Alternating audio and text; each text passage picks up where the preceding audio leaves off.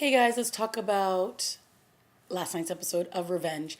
And it felt a little bit like it was trying to get its footing back. The show has been off for quite a few weeks now, and we're, trying to get us back into the groove. And what we left off with was Emily waking up in Conrad's hotel room, and he made it sound like they had a magnificent time that night, and she had no idea what he was talking about, and she was in his bed, and it was just looked all kinds of wrong. So we find out, thanks to Nolan and him getting some video footage from the hotel, that nothing happened, that Grayson, she walked into his room, he left the room, and then he didn't show up again until early in the morning when he walked in and saw her.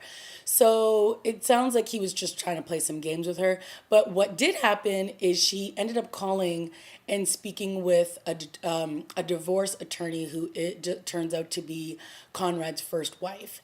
And so they had this whole conversation that she doesn't remember, because if you don't remember in the episode before the break, Emily has been losing time and she doesn't know what's been going on. So in this episode, we had a few moments where she lost time. So she obviously didn't remember what happened in that hotel room. She didn't remember having the conversation with the first Mrs. Grayson, and then later on, Nolan was asking all these questions and she didn't really have great answers for him.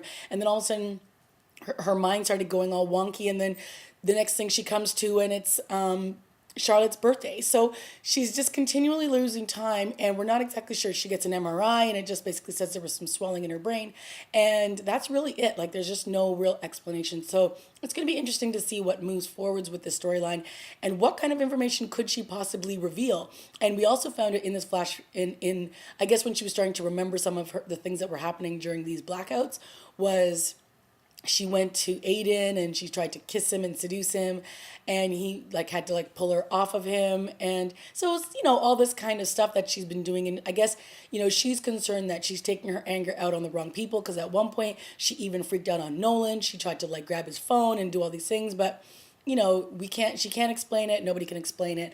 But what we do know is that anybody can find out the truth clearly right now, because she doesn't even know what's happening to herself. In other news, we had, Victoria Grayson dealing with the father of her other son, Patrick.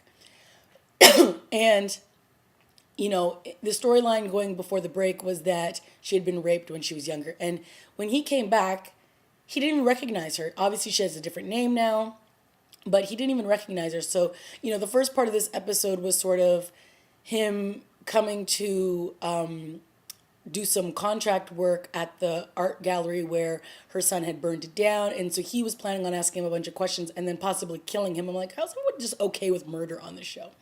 So it turns out that he was going to give him a second chance, because it sounded like he didn't know that Victoria was pregnant, that she lied the whole time, that she kept it from him. And then finally, when this big confrontation happens, he's telling Victoria, "Oh, you just came to my place that night for a drink, and you said you wanted to, have some spontaneous kind of night or something like that." Where anyways, they ended up having sex, and clearly she felt it was not consensual, and he's kind of just laughing it off. And then Patrick and him get into a scuffle. Boom, he hits his head on the counter. He bleeds out from the head. They don't call the ambulance, and by the time they do, he's dead. So that's the end of that storyline. I mean, it was just kind of whatever. So I don't know. We'll see where this show is going. Not much else happened. Oh, except for the fact that Conrad's first wife is actually Jack's mother. Saw that coming a mile away. So it looks like she's going to be sticking around for a while. She's not going anywhere. And yeah, that was pretty much it. I mean, Daniel was, just not really doing much in this episode. He did find out that Emily and his father met up at the hotel. So now he wants Charlotte, who's just got a job at Voulet.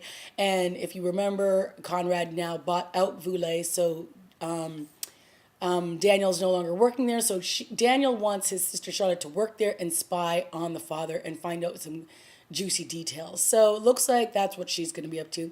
Not like I really care about that storyline. So not much really went down. Again, it was sort of more about them giving us more, reminding us of everything that went down. Oh, and Takeda's daughter basically kidnapped Aiden, tied him up in a chair, confronted him and said that she knows that he's the one who killed her father. And then Emily showed up and then they got into a fight and then he told her to leave. Not a big whoop. Not a big episode. We'll see what happens when the show continues and what other juicy storylines they might put our way. But right now, this episode, not the greatest.